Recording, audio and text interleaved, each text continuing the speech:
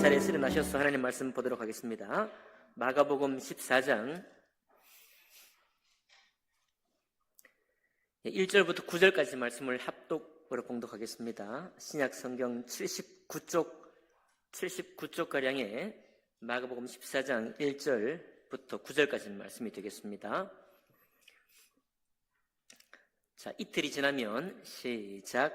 이틀이 지나면 유월절과 무교절이라 대제사장들과 서기관들이 예수를 흉계로 잡아 죽일 방도를 구하며 이르되 밀란이 날까 하노니 명절에는 하지 말자 하니라. 예수께서 베다니 나병 환자 시몬의 집에서 식사하실 때에 한 여자가 매우 값진 향유 곧 순전한 나드 한 옥합을 가지고 와서 그 옥합을 깨뜨려 예수의 머리에 부으니 어떤 사람들이 화를 내어 서로 말하되 어찌하여 이 향유를 허비하는가? 이 향유를 300데나리온의 이상에 팔아 가난한 자들에게 줄 수 있었겠도다 하며 그 여자를 책망하는지라. 예수께서 이르시되 가만두라. 너희가 어찌하여 그를 괴롭게 하느냐? 그가 내게 좋은 일을 하였느니라. 가난한 자들은 항상 너희와 함께 있으니 아무 때라도 원하는 대로 도울 수 있거니와 나는 너희와 항상 함께 있지 아니하리라. 그는 힘을 다하여 내 몸에 향유를 부어 내 장례를 미리 준비하였느니라. 내가 진실로 너희에게 이르노니 온 천하에 어디서든지 복음이 전파되는 곳에는 이 여자가 행한 일도 말하여 그를 기억하리라 하시니라. 아멘. 말씀과 예배를 위해 기도하겠습니다. 살아계신 하나님 아버지, 오늘 이 부활의 아침에 주님께서 우리를 섬기신 그 사랑을 함께 돌아보기를 원합니다. 하나님이 얼마나 거룩하시고 존귀하신 분인지 묵상할 수 있기를 원합니다. 그러므로 그 거룩하신 주님 앞에 우리가 어떤 모습으로 설 것인지를 깨닫고 오늘 모든 영광을 주님께 돌려드리기를 원하오니 하나님 예배를 기뻐 받으시고 주님 성령으로 감동해 주옵소서. 예배의 수종을 주님께 의탁하며 감사할 때 귀하신 우리 주 예수님 이름으로 기도하옵나이다. 아멘. 예, 자리에 앉으시겠습니다. 오늘 읽은 말씀을 통해서 복음과 은혜라는 제목으로 하나님 말씀 나누겠습니다. 여러분, 우리 사람은 믿음대로 행하는 것입니다. 모든 사람이 다 똑같이 자기 가지고 있는 소관대로, 자기 가지고 있는 소견대로, 그리고 자기 믿음대로 살아갑니다. 이것이 만고의 진리요.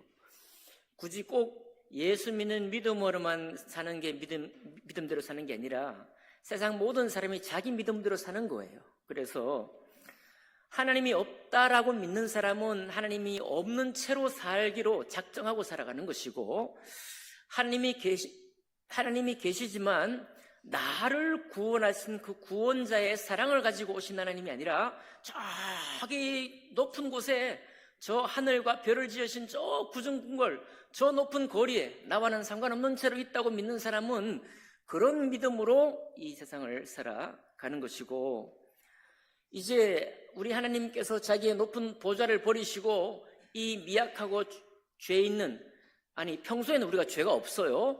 하나님의 거룩한 빛을 비추니 우리의 죄가 깨달아지지 않을 수 없어서 그 죄로 죽을 수밖에 없는 우리를 위해서 주님이 오셨다라고 하는 그 믿음을 가지고 있는 사람은 그 믿음을 가지고 하나님 앞에 영광 돌리면서 사는 것입니다.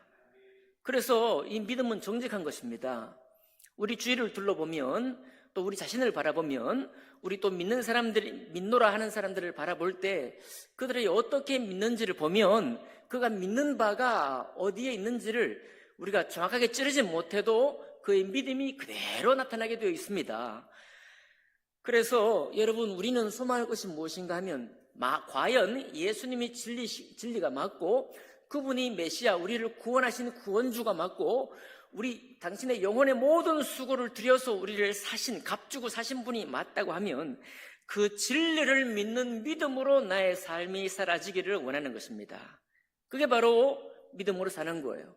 그래서 믿음은, 믿음은, 믿음으로 사는 거예요. 그래서 믿음은, 믿음으로 사는 거예요. 그래서 믿음은, 믿음으로 사는 거예요. 그게 바로 믿음으로 사는 거예요. 그래서 믿음은, 믿음으로 사는 거예요. 그게 바로 믿음으로 사는 거예요. 그래서 믿음은 하나님의 말씀으로 말미암고 하나님의 말씀은 그리스도로 말미암는데 그리스도로 말미암는 믿음으로 사는 사람이 우리 주님께서 우리에게 부어주시기 원하시는 믿음이고 그렇지 않는 믿음대로 사는 것은 예수 그리스도가 우리에게 주신 믿음이 아닌 것입니다. 그래서 믿음은 들음에서 난다 하죠.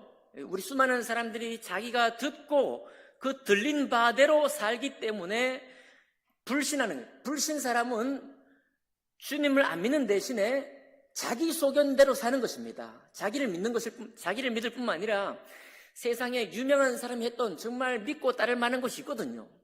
우리 육체가 떠올리게 하는 그런 정말 중요한 경구들이 많이 있습니다. 그 경구를 믿기 때문에 그 경구를 따라 사는 거예요. 그러니까 그들도 듣는 대로 사는 것입니다. 듣고 믿음으로 사는 거예요.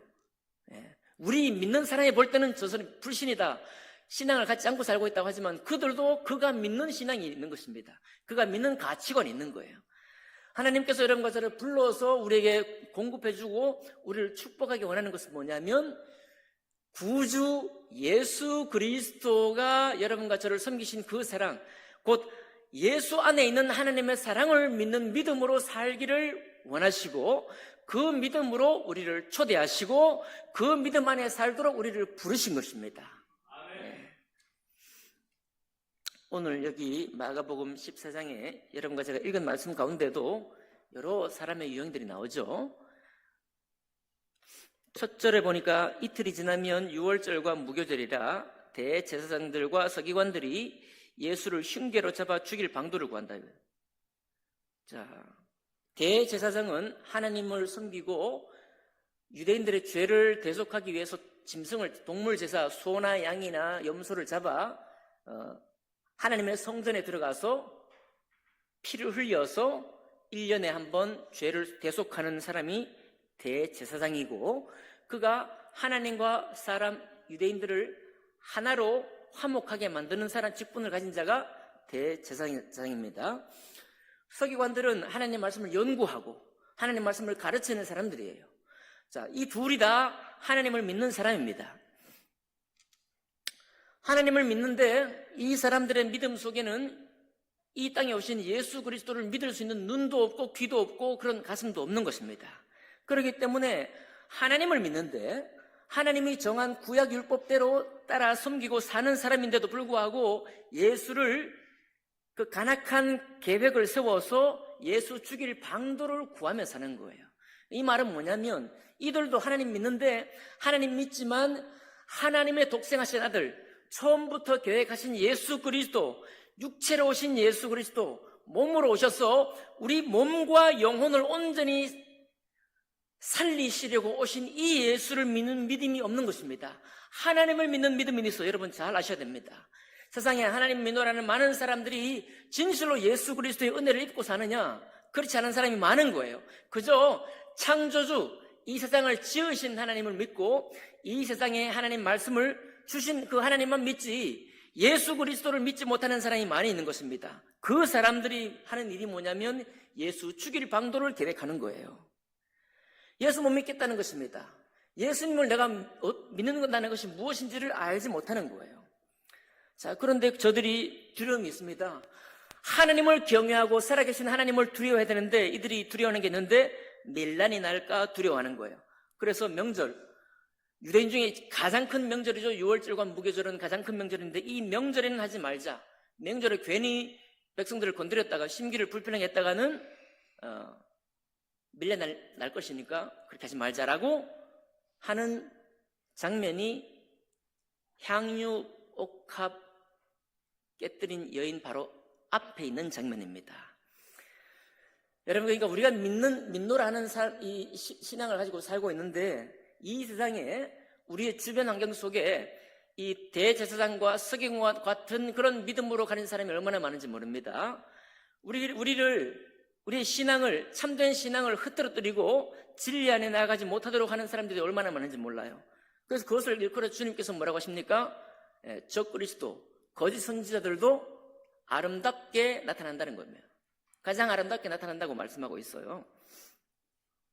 그래서 두 번째 장면이 뭐냐면 3절입니다. 예수께서 베다니 나병 환자 시몬의 집에서 식사하실 때라고 했어요. 자, 대제사장과 서기관들이 하나님의 말씀을 볼 때 나병 환자 집에 들어가면 돼요, 안 돼요? 나병 환자의 집에 들어가면 부정타는 것입니다. 더럽혀지는 거예요. 나는 하나님 앞에 깨끗해져 있는 대제사장이고 하나님 말씀을 묵상하는 서기관인데 내가 저 저주받은, 말하자면 날 때부터 저주 아래에 있는 나병 환자, 한센병 환자들과 함께 섞이면 부정해지는 것입니다. 레위기 율법에 부정한 물건이 옷에 떨어지면 그 옷을 빨아야 했습니다. 왜요? 옷이 부정해지는 것입니다. 부정한 것이 그릇에 떨어지면 그릇을 깨뜨리거나 그릇을 물에 씻거나 7일 동안 담궈놔야 됐습니다. 왜요? 그 그릇도 부정해지기 때문입니다. 여기 나병 환자 집에 들어가서 교제 악수를 하고 식탁 교제를 한다. 이 사람들이 부정해지는 거예요. 여러분, 우리도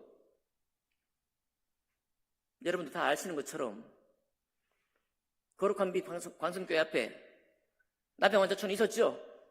예. 우리도 천성적으로 저들과 함께하기 싫어요. 혐오스러우니까요. 그렇죠? 그들의 부정타는 게 아니라, 부정타는 것 때문이 아니라 혐오스러우니까. 울산에도 시내 8반이라고 있습니다. 예. 거기도 나병 환자촌이에요. 정부에서 닭을 키우고 돼지를 치면서 생계를 유지하라고 전부 다 거기 모아놨습니다. 그러니까 우리가 상식적으로도 가까이 하기 싫은 거예요. 그런데 예수님께서 어디로 가십니까? 안 가셔야 될 곳이 가는 거예요. 정상인이면, 보통 사람이면 서로 올리기 싫은 사람들 안에 간 것입니다. 네. 여러분, 여기 나병 환자들보다 더 혐오스러운 분이 계신가요? 나병 환자들보다 더 정말 멸시받아 마땅한 그런 사람이 우리 이웃에 있으신가요? 아니면 여러분과 제가 한 행실 중에 이 나병 환자의 그 꺼림만큼이나 정말 꺼려지는 그런 범죄를 저지른 적이 있나요? 예. 우리 주님이 굳이 베다니 나병 환자 시몬의 집에서 편안하게 식사를 하시는 것은 예수께서 하실 일, 우리 주님께서 죄를 거룩한 몸으로 씻으실 것인데 그 씻음에 예외되는 사람은 한 사람도 없다는 것을 보여주고 있는 것입니다.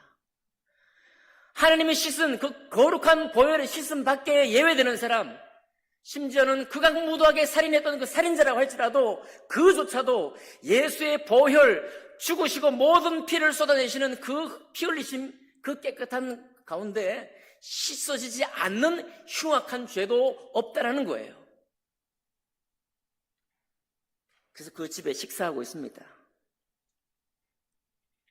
그러니까 대제사장들하고 서기관 눈에 보기 싫겠어요? 보기 좋겠어요? 보기 싫습니다. 꼭 저렇게 해야 될까? 아니, 하나님의 사람으로 왔으면 성전에 가셔서 성전에서 내시고 고상하게 예배드리고 앉아가지고 예배하고 대제사장의 말씀을 나누면서 듣고 살 것이지 왜 꼭 저렇게 티가 나냐 저렇게 말이죠. 그런데 그 두 번째 장면도 우리에게 충격적인데 한 여자가 여러분, 구약 율법에는 남자 중심입니다. 어른 중심이에요. 남자 어른 중심이고 전부 다 하나님이 무슨 일을 할 때도 남자 어른들과 함께 사역을 했고 예수님의 12제자도 다 남자들입니다. 예, 전통을 따른 것이죠. 그런데 그 남자 대제사장들도 예수님 몰라보고 남자 서기관들도 예수님 몰라봐요. 오직 누가? 그 한 여인이 매우 값진 향유 곧 순전한 나드 한 옥합을 가지고 와서 그 옥합을 깨뜨려 예수의 머리에 붓고 있습니다. 예수의 머리에 왜 붓느냐라고 봤더니 예수님이 이걸 아셔요. 8절에 보니까 뭐라고 되어 있습니까? 내 장례를 미리 준비하였느니라. 유대인의 전통에서는요, 유대인의 전통에서 죽은 자의 시신의 머리에 기름을 부어서 그 장례를 준비하는 습관이 있는 것입니다. 그러니까 예수님의 장례를 곧 닥칠 십자가의 죽으심을 준비해서 향유를 부었다. 근데 여러분, 이 여인이 이제 곧 돌아가실 우리 주님의 장례만 준비한 게 아닙니다. 순전한 나도 한 옥합을 가지고 와서 그 옥합을 깨뜨려 예수의 머리에 붓는다. 이것은 5절에 보니까 이 향유는 300데나리온 이상의 값이 있고 그 값으로 가난한 자들에게 주면 1년치에 해당하기 때문에 가난한 사람들 다 나눠줄 수 있다라고 얘기를 하는데요. 그렇게 값비싼 향유를 깨뜨려 주님 머리에 붓습니다. 이거는 임명식이에요. 임명식. 구약율법에 따르면 왕을 임명할 때도 기름을 부어서 임명합니다. 제사장을 임명할 때도 기름을 머리에 부어서 임명합니다. 선지자를 임명할 때도 기름을 머리에 부어서 임명합니다. 참 기가 막힌 역설입니다. 왕에게 기름 부으면 그 왕은 살아서 자기 통치를 해서 이스라엘 백성을 구원할 수 있습니다. 제사장은 살아서 역시 기름 부음 받고 살아서 제사장의 직무를 감당하는 거예요. 선지자도 머리에 기름 부어서 임명받으면 살아서 하나님의 말씀을 대언하는 임무를 하는 것입니다. 근데 예수님은 지금 죽으실 거잖아요. 지금 이제 우리 죄를 지고 돌아가실 겁니다. 그 돌아가시는 그 주님 머리에 기름을 부어서 장례만 준비하는 것이 아니라 임명을 하고 있는 거예요. 뭘 임명을 하시는 거냐? 이 여인이 무엇을 임명하는 걸까요? 이 여인이 예수 그리스도 주님은 우리의 구원자라고 하는 메시아라고 하는 임명을 지금 하고 있는 것입니다. 이 여인이 다 깨달은 것은 아닐 수 있겠지만 율법에 따르면 그래요. 예수님이 우리 몸으로 오셔서 그분이 죽으시는 그 죽으심이 곧 메시아 되시는 순간이다 라는 것을 기념을 하는 것입니다. 여러분, 세상의 모든 구원자는 다 승리의 백마를 타고 옵니다. 모든 스포츠의 에이스는 어떤 사람입니까? 전부 다 힘겨워하고 이제 체력도 떨어지고 힘들 때 그때 결정적인 찬스를 만나서 결정적인 골을 넣어서 그가 에이스임을 증명하는 거예요. 다 살아서 하는 거예요. 전부 다 살아서 자기 임무를 완성하는 것입니다.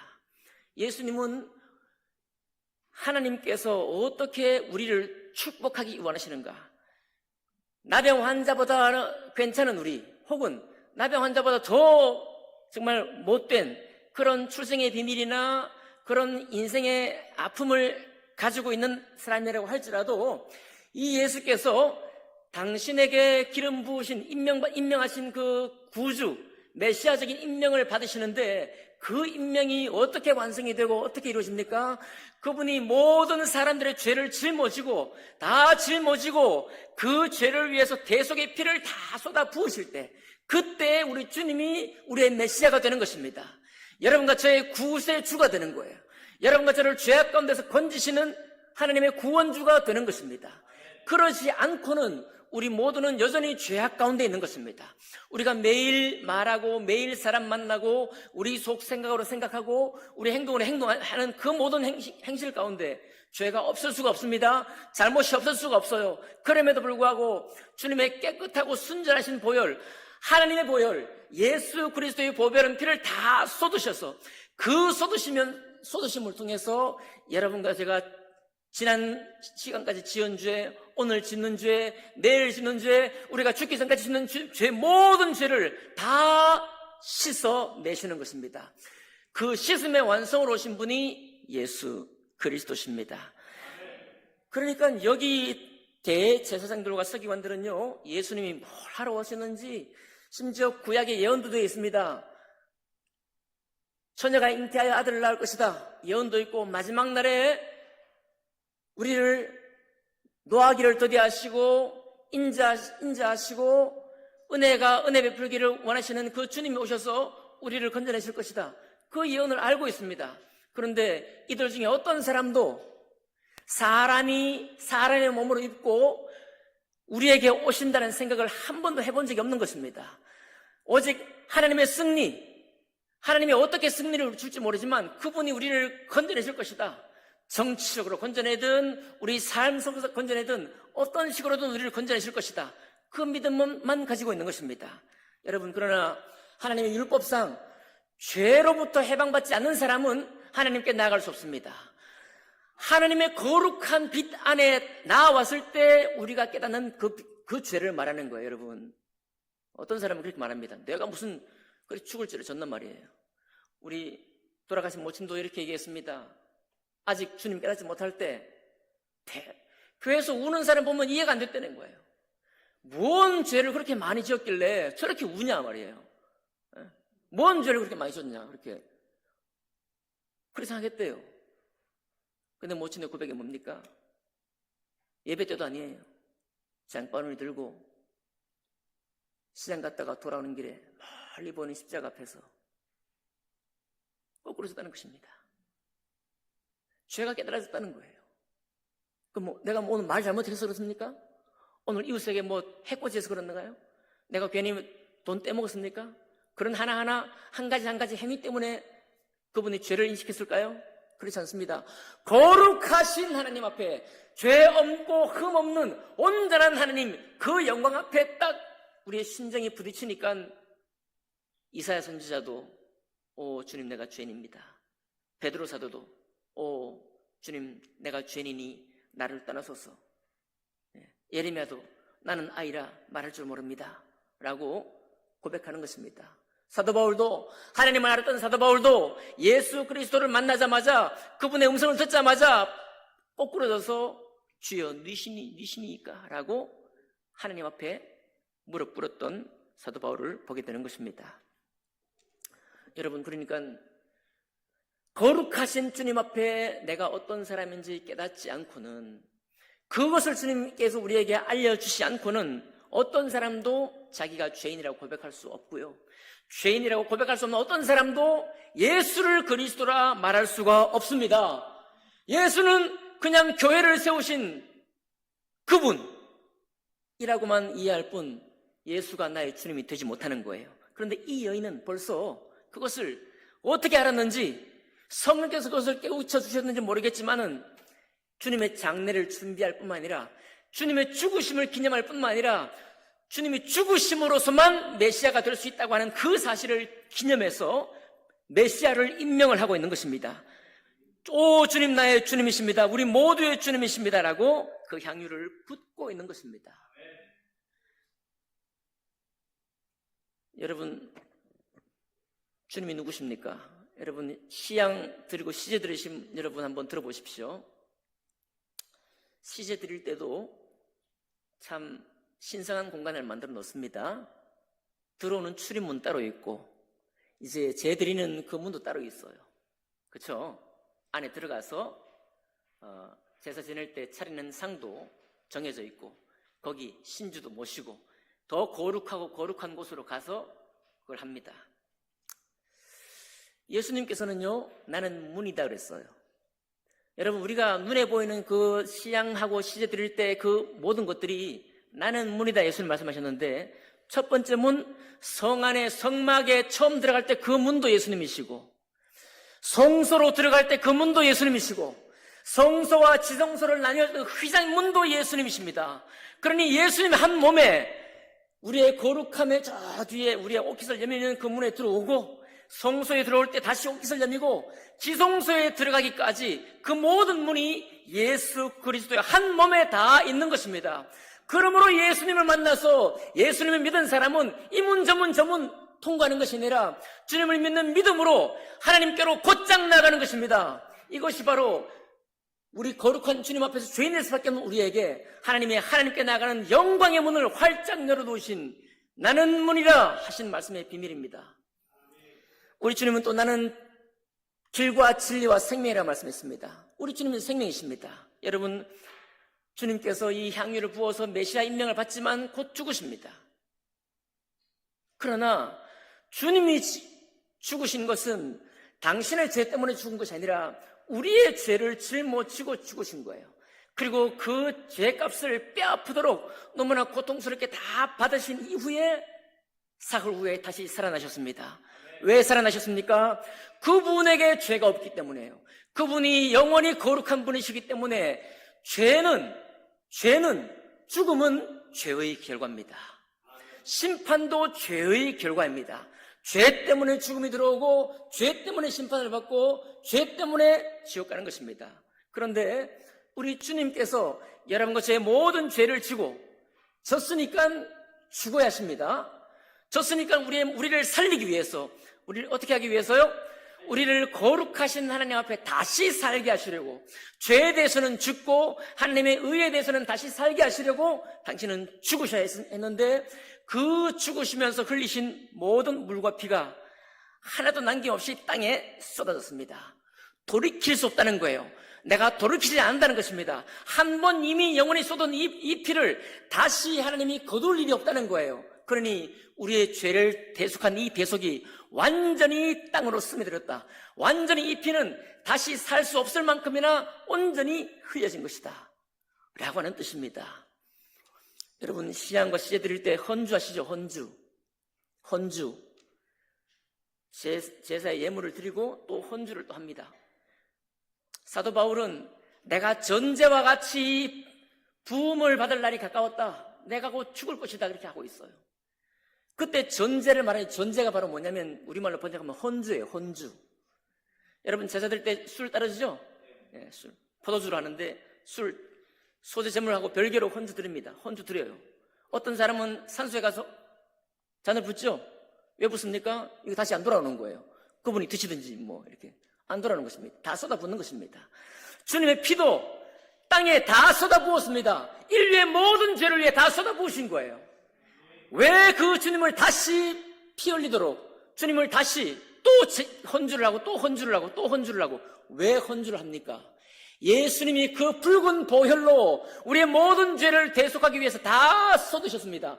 완벽한 헌주를 주님이 들으신 거예요. 거룩한 법의 보혈의 피로, 흠없고 점없는 주님의 피로 전부 다 헌주를 들으신 것입니다. 헌주를 왜 또 드려요? 왜 엉뚱한 데서 헌주 드리냐고요? 무엇을 믿으십니까?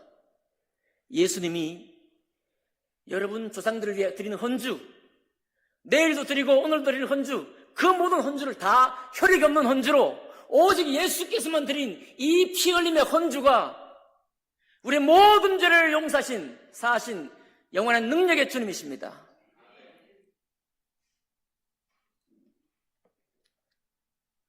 그런데 이거를 이해 못하는 대제사장이나 서기관, 나병 환자 집에 있던 사람들이 뭐라고 해요? 야, 그 팔아서 가난한 사람들 나눠주지, 뭐하러 수년 동안 꼭 간직한 그걸 깨뜨려가지고 그 사람 머리에 다 쏟아보면 어떻게 됩니까? 남아있어, 없어요? 땅에 흐르면 주워 담을 수 있습니까? 주워 담을 수 없도록 왜 허비 아니냐, 이렇게 말하는 거예요. 여러분, 주님이 메시아로 오신 이유는 주님의 몸과 피, 당신의 존재 자체를 우리를 위해 드리셨다, 이 말입니다. 당신의 온 몸과 온 영혼을 다 쏟아부은 거예요. 여러분과 저를 다시 살리려고, 거룩하게 의로운 사람으로 살리시기 위해서 물과 피를 다 쏟아부으신 것입니다. 당신의 온 존재로 여러분과 저를 값주고 사신 거예요. 이것을 눈치채고 있는 이 여인이 자기의 일부를 떼어 들은 것이 아니고 자기의 존재에 비견할 바 되는 그 300데나리온인 값을 해당하는 향유를 주님의 머리에 다 쏟아부은 것입니다. 허비라고요? 낭비라고요? 여기 이 잔치집에 이 여인만 주님이 누구신지 안 것입니다. 주님이 누구신지 안 거예요.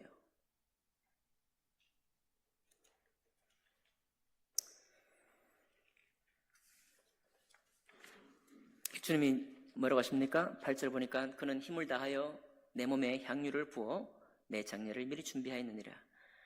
내가 진실로 너에게 이르노니 온 천하에 어디서든지 복음이 전파되는 곳에는 이 여자가 행한 일도 말하여 그를 기억하리라 라고 하고 있습니다. 그러니까 여러분과 제가 주님 만났다는 것은, 예수를 그리스도로 알고 믿었다는 것은 거룩하신 하나님이 당신의 모든 존재를 쏟아부어 나의 모든 존재를 사셨구나. 이렇게 연약하고 어리석고 실수 많고 서로 질투하고 시기하고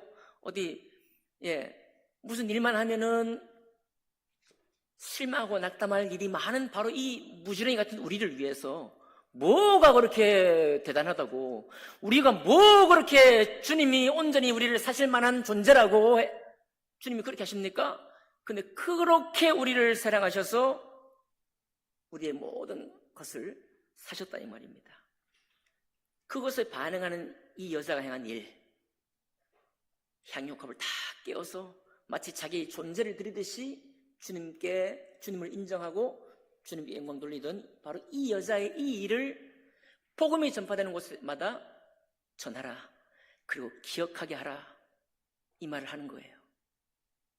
그건 여러분 것의 마음에 복음이 전파됐나요? 오늘 이 말씀처럼 예수를 그리스도로 여러분 알고 계시나요? 우리 존재를 값주고 사신 주님 앞에 우리를 드리는 거예요. 이 여인처럼 말입니다. 이 여인처럼 드리는 거예요. 그래서 제자도라는 것은 다른 말이 아니라 하나님께서 당신을 값주고 우리를 사셨으니 나를 사신 그 하나님 앞에 죄에 대해서 종으로 살지 아니하고 하나님 말씀의 의로운 삶을 살기로 나를 드리는 거예요. 나를 주님께 드리는 것입니다. 그게 바로 오늘 향유 옥합 깨뜨려서 주님 머리 위에 다 쏟아부은 이 여인의 믿음이고, 바로 복음을 들었다는 우리가 주님 앞에 나아갈 신앙의 모습인 것입니다. 어떤 여자 연예인이 자꾸 꿈에 너 신을 안 모시면은 온 가족 다 죽는다, 그런 계시를 받았대요. 귀신을 안 모시면은. 그래서 고민을 하다가 신내림을 받았다는 거예요. 신내림을. 왜 신내림 안 받으면은 가족이 죽으니까. 참 너무나 안타깝습니다. 혹시 여러분 예수님 믿는 거를, 예수님을 영접하는 것을 마치 그렇게 어떤 신내림 하듯이 이렇게 영접한다고 생각하시는 분 계신가요? 내가 주님을 딱 잘못 영접했다가는 주님의 영이 내 삶을 막 이렇게 이래라 저래라 막 시킬 것 같이 걱정하시는 분 계신가요? 여러분, 주님은 의에 대해서 우리에게 자유를 주시고 오셨어요. 우리가 주님을 영접하면 우리는 그리스도 안에 있는 것입니다.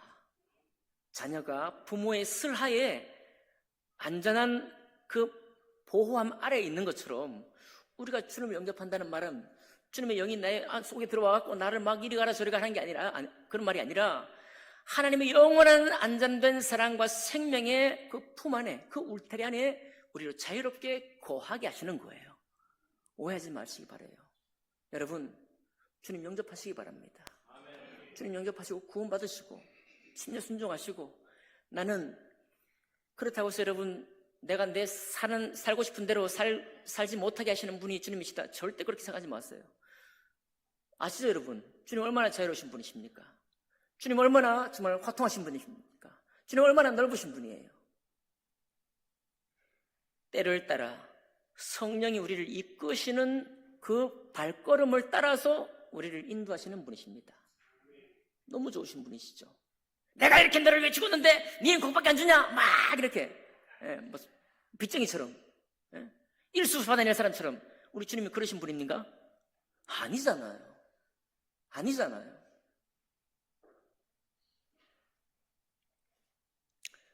정리합니다. 여러분, 사람은 전부 다 자기 생각대로 살아요. 자기 믿음대로 사는 것입니다. 근데 그 믿음이 살리는 믿음인지 확인하시고, 그 믿음이 하나님께로 직통하는 문인지 살펴보시고, 그 믿음이 생명으로 가는 생명의 문인지 확인하셔서, 그것이 아니면 내가 생각하는 것은 이 땅에 살아가기 위한 지혜이지 하나님께 나아가는 지혜가 아니구나. 결단을 딱 내리고 주님께로 돌아오시기 바랍니다. 돌아오셔서 이 여인처럼 나의 전부를, 내 온 인생을 주님께 맡겨드립니다. 주님, 나를 이끌어 주옵소서. 그렇게 고백하시는 여러분과 제가 되기를 주님 이름으로 축복합니다. 기도하겠습니다.